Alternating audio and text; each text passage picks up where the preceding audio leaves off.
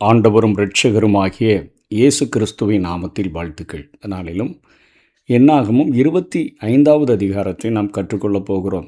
இந்த அதிகாரத்தில் பீலேயாமினுடைய ஆலோசனை நிமித்தம் பாலாக் அங்கே இஸ்ரவேல் ஜனங்களின் மேலே ஆண்டவருடைய கோபமே மூழ்கிறதற்கான காரியத்தை செய்து விடுகிறான். இங்கே இஸ்ரவேல் ஜனங்கள் விக்கிரகங்களுக்கு படைக்கப்பட்டவைகளை புசித்து ஆராதனை செய்து அந்த பெண்களோடு கூட அவர்கள் பாவம் செய்தபோது ஆண்டவரால் ஏற்படுத்தப்பட்ட வாதையின் நிமித்தமாக, ஆண்டவரால் உண்டான வாதையின் நிமித்தமாக கிட்டத்தட்ட 24,000 பேர் மரித்து போனார்கள் என்கிற செய்தியும், ஆண்டவருடைய கோபத்துக்காக, ஆண்டவருடைய கோபத்தை புரிந்து கொண்டு பாவத்துக்கு விரோதமாக வைராக்கியம் பாராட்டின ஒரு பினகாஸ் என்ற ஒரு இளைஞனையும் இந்த அதிகாரத்திலே நாம் பார்க்க போகிறோம். இந்த அதிகாரத்தினுடைய சுருக்கம் என்ன? பீலேயாம் பெயர் இந்த அதிகாரத்தில் இடம்பெறல. ஆயினும் இங்கு விவரிக்கப்பட்டுள்ள அந்த மிகுந்த கொடிய ஒழுக்கக்கேடு இஸ்ரவேல் மக்களுக்குள்ளே ஏற்பட்டதற்கு அவனே காரணம் என்பதை என்னாகமம் 31:16 பார்க்கிறோம். அதாவது பாலாக் கொடுத்த பரிசுகள் எதுவும் பீலேயாம் இஸ்ரவேலை சபிப்பதற்கான ஒரு தூண்டுகோலாக அமைய முடியல. ஆண்டவர் தடுத்து விட்டார். ஆனாலும் இஸ்ரவேலில் சில மனிதர்கள் மோவாபிய பெண்களோடு சேர்ந்து வேசித்தனம் பண்ணவும், அவர்கள் செய்திருந்த அந்த விக்கிரகங்களை வணங்கவும் அவர்களை தூண்டி விடுகிறதற்கு காரணமாக அமைந்துவிட்டது.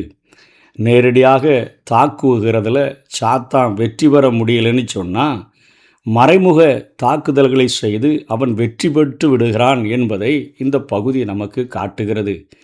நேரடியாக சாத்தானி சொல்லி நான் தான் சாத்தானி வந்தால் எந்த ஒரு ஜனமும் கீழ்ப்படிய மாட்டாங்க.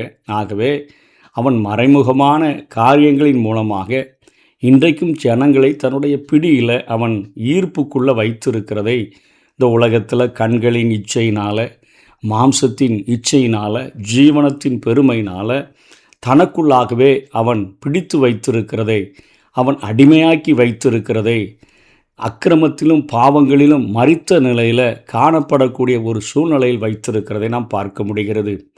பீலேயாம் மெய்யான நடத்தை உடையவன் போல நமக்கு தோன்றுகிறது. அவன் ஆண்டவருக்கு அவன் பயபக்தி உள்ள ஒரு தீர்க்கதரிசி போல, அவன் தேவனுடைய மக்களை இத்தனை 4 விதமான தீர்க்க தரிசன ஆசீர்வாதங்களெல்லாம் சொல்லி எவ்வளோ அருமையாக ஆசீர்வதித்தான். எவ்வளோ உன்னதமான தீர்க்கதரிசி, ஆண்டவர்கிட்ட போய் விசாரித்து தானே எல்லாம் செய்தான் அப்படின்னு நம்ம நினைக்கிறோம். ஆனால் என்னாகமம் 31:16 அந்த இஸ்ரவேல் ஜனங்கள் மோவாபிய புருஷனை அறிந்த பெண்களை எல்லாம் அவர்கள் கொன்று போடுகிற போது இவன் எதற்கு ஊருக்கு திரும்பி போகாமல் இருந்தானே தெரில. அந்த நாட்களிலே இவனும் பட்டயத்தால் வெட்டப்பட்டு செத்ததை நாம் பார்க்கிறோம். 2 பேதுரு 2வது அதிகாரம் 15-16 இவன் அநீதியினுடைய சம்பளத்தை விரும்புகிறவனும் ஆண்டவருடைய கொள்கைகளுக்கு எதிராக செயல்படுகிறவனுமாய் இருந்தான் என்று அதை பேதுரு எடுத்து எழுதுகிறதை பார்க்கிறோம். வெளிப்படுத்தல் 2:14 பார்க்கும் பொழுது விக்கிரகங்களுக்கு படைத்தவைகளை புசிப்பதற்கும் வேசித்தனம் பண்ணுகிறதற்கும் இஸ்ரவேலில் இடரல் உண்டாக்கினவன் பீலேயாம் என்று இங்கே ஆவியானவர் எழுதி வைத்திருக்கிறதை நாம் பார்க்கிறோம். ஆகவே இவனை பார்க்கும் பொழுது 24வது அதிகாரத்தில் ஐயோ பீலேயாம் எவ்வளோ ஆண்டவருக்கு ஒரு பயந்த மனுஷனாக இருந்தான், எவ்வளோ ஆண்டவருடைய சொல்லுக்கு கீழ்ப்படிஞ்சான், அவர் சொல்ல சொன்னதை தானே இவன் சொன்னான், ஆவியானவர் வேற அவன் மேலே இறங்கி ஆண்டவர் விரும்பின காரியத்தை தானே செய்ய சொன்னார் என்று சொல்லி நாம் நினைத்த போதிலும் கூட அவனுடைய தந்திரமான காரியங்கள் இங்கே குட்டு வெளிப்பட்டிருக்கிறதை பார்க்கிறோம். அதற்குரிய கூலியையும் அவன் பெற்றான். நீதிமான் மரிப்பது போல நான் மரிப்பேனாக என்று சொன்னவன் அங்கே துன்மார்க்கனை போல பட்டயத்தால் வெட்டுப்பட்டு மடிகிறதை பார்க்கிறோம். இங்கே தேவனுடைய கோபம் இங்கே மூழ்கிறதை பார்க்கிறோம். ஆண்டவர் முடிவில்லாத ஒரு அன்புடைய ஒரு ஆண்டவர், முடிவில்லாத நேசம் நம்ம மேலே வைக்கிற ஆண்டவர். அவர் 100க்கு 100 பரிசுத்தம் உள்ளவர், அவர் 100க்கு 100 உண்மை உள்ளவர், அவர் 100க்கு 100 அவர் நீதி உள்ள ஒரு தேவன். இப்படி இருக்கிற அந்த அவருடைய இருதயத்தில் பாவத்தை செய்கிற மக்களுக்கு மேலாக அத்தனையாக கோபம் மூழ்கிறதை வேதத்தில் அநேக இடங்களில் நம்ம காண முடியும். கர்த்தருடைய கோபத்தை நம்ம பார்க்கணுன்னா பாகமம் 4:25 ஆண்டவர் சொல்கிறாரு, இந்த வழிகளை விட்டு விலகி நீ இப்படி போனால் என்னுடைய கோபம் உன்மேலே மூண்டு விடும் என்று சொல்லி. இதனை நாம் புரிந்து கொள்ளுகிறதற்கு மோசேயினுடைய அந்த ஜெபமாகிய சங்கீதம் 90 நாம் படிக்கும் பொழுது 7ஆம் வசனத்திலிருந்து 11ஆவது வசனம் வரையில் மோசேயே சொல்கிறார், நாங்கள் உமது கோபத்தினால் அழிந்து உமது உக்கிரகத்தினால் கலங்கி போகிறோம்.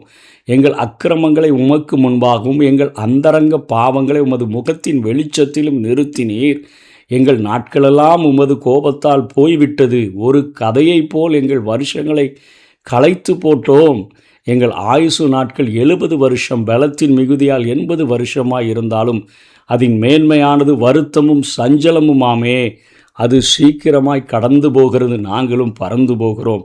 உமது கோபத்தின் வல்லமையையும் உமது பயப்படத்தக்க விதமாயும் உமது உக்கிரவத்தையும் அறிந்து கொள்ளுகிறவன் யார்? மோசே ஆண்டவருடைய கோபத்தை, அதாவது ஜனங்கள் முறுமுறுக்கிற போது பரிசுத்தத்துக்கு விரோதமாக அவர்கள் செய்கிற காரியங்கள், இவைகளில் ஆண்டவருடைய கோபம் மூழ்கிறதை பார்த்தவன். ஆகவே தெளிவாக சங்கீத புத்தகத்தில் இதை எழுதி வைத்திருக்கிறதை பார்க்கிறோம்.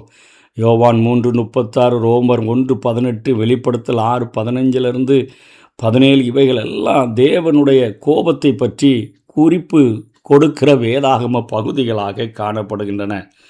இங்கே ஒரு நாட்டை அழிப்பதற்கு இங்கே பீலையாம் கொடுத்த ஆலோசனையானது அங்கே அப்படியே பயன்பட்டு விட்டதை நம்ம பார்க்கிறோம். ஆண்டவர் நீதியான ஒரு தண்டனையை ஆண்டவர் கொடுக்க விரும்புகிறார் என்பதை புரிந்து கொண்ட அந்த எலியாசரின் மகனாகிய பினகாஸ் அவன் வேகமாக எழுந்து சென்று ஒரு காரியத்தை செய்கிறான். ஆண்டவர் இப்போ தான் பேசிகிட்டு இருக்கிறாரு. யார் யாரெல்லாம் தப்பு செய்தார்களோ 4ஆம் வசனத்திலிருந்து 8ஆம் வசனம் வரையும் சொல்கிறாரு, நீங்கள் சூரியனுக்கு எதிரே தூக்கி போட வேண்டும், அதாவது தூக்கில் போட்டு கொல்லுங்கன்னு சொல்கிறாரு. அந்த தீர்ப்பு நிறைவேற்றப்படுகிறதுக்கு முன்பாகவே சிமியோன் கோத்திரத்தை சேர்ந்த ஒரு தலைவன், ஒரு பிரபு ஒருவன் மீதியானிய பெண் ஒருத்தியை இஸ்ரவேல் பாளையத்தில் இருந்து தனது கூடாரத்துக்குள்ளே அழைச்சிட்டு வர்றான். அவளும் ஒரு நல்ல ஒரு அந்தஸ்தில் உள்ள ஒரு பெரிய தலைவனுடைய மகள் அழைச்சிட்டு வர்றான். இதனை பிரதான ஆசாரியனுடைய மகனாகிய அந்த பினகாஸ், எலியாசாரின் மகன் பினகாஸ், அந்த பெண்ணையும் அந்த ஆளையும் அவன் தன் ஒரு ஈட்டியை பிடிச்சிட்டு கொண்டு அவர்களுடைய வயிற்றில் குத்தி அவர்கள் 2 பேரையும் கொன்று போடுகிறான். வெண்கலத்தின் வாய், பினகாஸ் என்றால் வெண்கலத்தின் வாயினும் பொருளை உடைய பினகாஸ் எந்த விதத்திலும் விட்டு கொடுக்காம தேவனுக்கு உண்மை உள்ளவனாகவும் அந்த பாவத்துக்கு விரோதமாக கடுமை குறையாதவனாகவும் அங்கே நியாய தீர்ப்பை செய்கிறதை நாம் பார்க்கிறோம். ஆகவே அவனுக்கு ஆண்டவர் ஒரு நித்திய ஆசாரியத்துவ உரிமையை கொடுக்கிறார். இஸ்ரவேல் பாளையத்தில் தேவன் ஒரு வாதையை அனுப்பினபடினால 24,000 பேர் அந்த வாதையின் மூலமாக இறந்து போனார்கள். 1 கொரிந்தியர் 10:8 பார்க்கும்பொழுது ஒரே நாளில் 23,000 என்று எழுதப்பட்டிருக்கிறது. கிட்டத்தட்ட 24,000 பேர் மரித்து போனார்கள். பினகாசினுடைய அந்த வீர செயலானது அந்த வாதையை நின்று போக செய்தது. அவன் தேவனுக்காக பக்தி வைராக்கியத்துடன் செயல்பட்டதுனால அவனுடைய குடும்பத்தார் நித்திய ஆசாரிய பட்டத்தை, அந்த ஊழியத்தை அவர்கள் பெற்றுக்கொள்ளும்படியாக ஆண்டவர் கட்டளையிட்டார். அதாவது தன்னுடைய கோத்திரத்தில் சிம்ரி என்னும் பெயர் பெற்றவன், அவன் தான் சிம்ரி பெயர் பெற்றவனாக இருந்தான். அந்த மீதியானிய பெண் அந்த நாட்டு தலைவன் ஒருவருடைய மகளாக இருந்தால் நியாயாதிபதிகள் அவர்களுக்கு தண்டனை அளிப்பதற்கு ஒருவேளை இவங்க வகித்த பதவிகள் தடையாக இருந்திருக்கலாம். ஆனால் இவற்றில் ஒன்றும் பினகாசை தடை செய்யவில்லை. அவன் கர்த்தருக்காக மிகுந்த வைராக்கியத்துடன் செயல்பட்டதை பார்க்கிறோம். மீதியானியருக்கு எதிராக போர் தொடுக்கும்படிக்கு கர்த்தர் மோசேக்கு கட்டளையிட்டார். அவர்கள் மோவாபியரோடு கலந்து விட்டார்கள். அந்த கட்டளை 31வது அதிகாரத்தில் அங்கே நிறைவேறுகிறதை நாம் பார்க்கிறோம். அங்கே பெண்கள் ஆண்களை அறிந்தவர்களாக இருந்தார்கள் என்று சொன்னால் அவர்கள் எல்லாரையும் நீ வெட்டி கொன்று போடு என்று சொல்லுகிற ஒரு கட்டளை பெற்றுதான் அங்கே மோவாபியர்களுக்கும் இஸ்ரவேலர்களுக்கும் அங்கே போர் நடக்கிறது. அதில் தான் பினகாஸ் மரித்து போனான் என்று பார்க்கிறோம். இன்றைக்கு ஆண்டவர் இந்த உலகத்தினின்று நம்மை வேறு பிரித்து வைத்திருக்கிறார். வேறு பிரிக்கப்பட்ட வாழ்க்கை வாழ்கிற நமக்கு அந்த வாழ்க்கையை இந்த உலகத்தில் வெற்றிகரமாக நாம் நடத்துகிறதற்கு ஆவியானவரை நமக்குள்ளாக அவர் தந்திருக்கிறார். ஒரு பரிசுத்த மணவாட்டியாக நம்மை அலங்கரித்து மணவாளனுக்கு ஏற்ற மணவாட்டியாக நம்மை ஒவ்வொரு நாளும் உருவாக்கி கொண்டிருக்கிறார். தானியேல் புத்தகத்தை நம்ம படிக்கும் பொழுது ஆவியானவர், ஒரு விசேஷித்த ஆவியானவர் ஒருவனுக்குள்ளே தங்கியிருந்தால் அவனுக்குள்ளே என்னென்ன மாற்றங்கள், எப்படிப்பட்ட பிரிக்கப்பட்ட ஒரு வாழ்க்கை வாழ முடியும் என்பதை நாம் புரிந்து கொள்ள முடியும். ஆண்டவர் அதை எதிர்பார்க்கிறார்.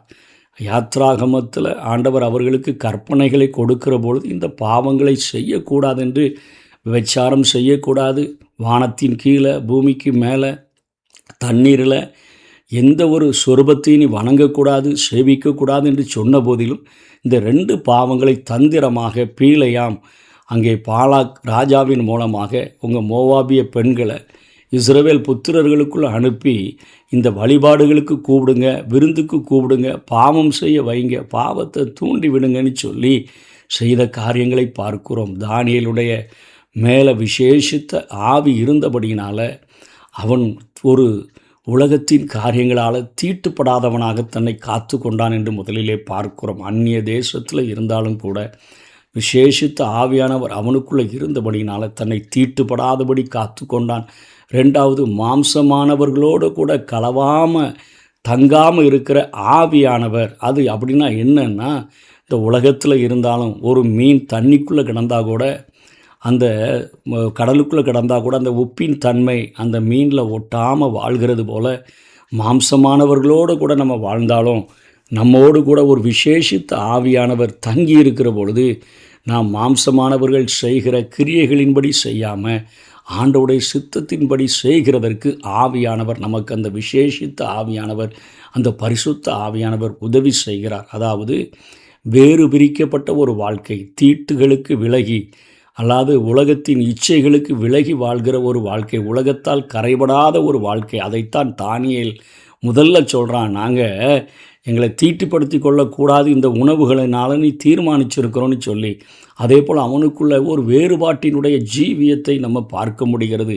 3வது, ஒரு ஆவியானவர் ஒருவனோடு கூட இருந்தால் தேவனோடு கூட சஞ்சரிக்கிறவனாக, ஜெபிக்கிறவனாக, தேவனுடைய சமூகத்தை வாஞ்சிக்கிறவனாக அவன் காணப்படுவான். 4வது, அவனுக்குள்ள ஆண்டவர் தாளந்தை வைத்திருக்கிறார். இன்றைக்கி ஒவ்வொரு விசுவாச பிள்ளைகளுக்குள்ளும் தாளந்துகள் கொடுக்கப்பட்டு இருக்கின்றன. அது ஒன்றாக இருக்கலாம், அது எல்லா தாளந்துகளும் கூட கிரியை செய்யக்கூடியதாக இருக்கலாம்.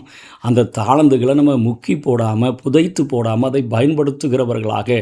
ஆகவே தான் தீமோத்தேயுவுக்கு பவுல் எழுதும்பொழுது, மூப்பர்கள் அந்த சங்கத்தார் உன்மேலே வைத்த கைகள் வைத்த பொழுது உண்டான அந்த தீர்க்க தரிசன வரத்தெல்லாம் நீ அனல் மூட்டி எழுப்பிவிடு, நீ அந்த வரங்களை குறித்து நீ கவனமற்றவனாக இருக்காதப்பா என்று சொல்லி 2 இடங்களிலே அந்த வரங்களை அனல் மூட்டி எழுப்பும்படியாக அவன் சொல்லுகிறதை பார்க்கிறோம்.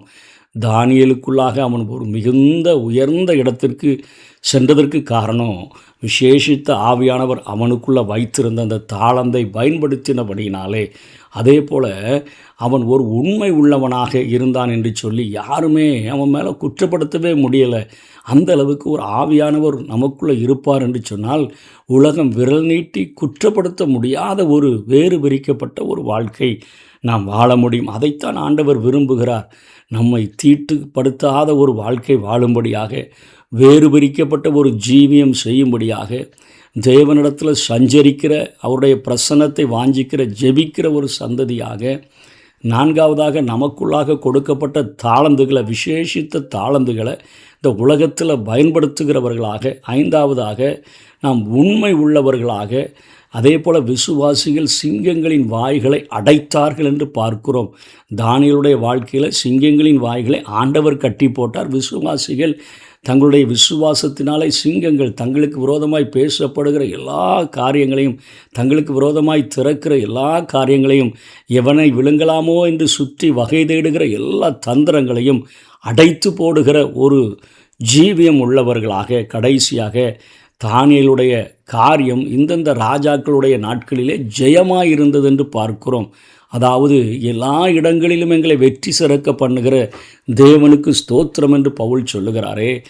ஆவியானவர் நமக்குள்ளே இருக்கிற போது எல்லா இடங்களிலும் வெற்றி சிறக்கிற ஒரு வாழ்க்கை. இதற்கென்று தான் ஆண்டவர் பரிசுத்த ஆவியானவரை, விசேஷித்த ஆவியானவரை தந்து இந்த உலகத்தில் அக்கிரமங்களிலும் பாவங்களிலும் மரித்தவர்களாக இருந்த நம்மை உயிர்ப்பித்து உன்னதங்களில் அவரோடு கூட அமர பண்ணி இருக்கிறார். நம்ம மேலே ஒரு முடிவில்லாத ஒரு அன்பை பொழிந்திருக்கிற பொழுது அந்த முடிவில்லாத அன்பை செலுத்துகிற ஆண்டவர் 100க்கு 100 பரிசுத்தம் உள்ளவராக, 100க்கு 100 நீதி உள்ளவராக, 100க்கு 100 உண்மை உள்ளவராக, 100க்கு 100 அவர் சொன்னதை செய்கிறவராக, வாக்குத்தத்தத்தில் உண்மை உள்ளவராக இருக்கிற ஒரு ஆண்டவரை கோபம் மூட்டாதபடி நம் ஒவ்வொரு நாளும் நமக்குள்ளே கொடுக்கப்பட்ட அபிஷேகத்தை புரிந்து கொண்டு, எனக்குள்ள வாசம் பண்ணுகிற ஆவியானவர் என் சரீரத்தை ஆலயமாக மாற்றியிருக்கிறார், என்னை ஒரு பரிசுத்த மணவாட்டியாக அலங்கரித்து கொண்டிருக்கிறார் என்பதை புரிந்து கொண்டு உலகத்தால் கரைபடாத ஒரு வாழ்க்கை வாழ்ந்தோம் என்று சொன்னால்,